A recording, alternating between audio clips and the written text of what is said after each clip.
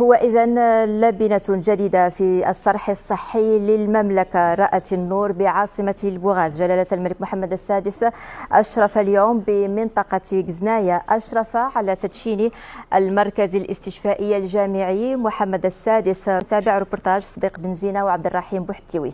إصلاح منظومة الصحة ورش ملكي كبير يتجسد اليوم في تنزيل إحدى دعاماته الأساسية، تأهيل العرض الصحي. معلمة استشفائية أنجزت على مساحة 19 هكتارا، وتم تجهيزها بأحدث التكنولوجيات من أجل ضمان خدمة التطبيب من الجيل الثالث وبجودة عالية.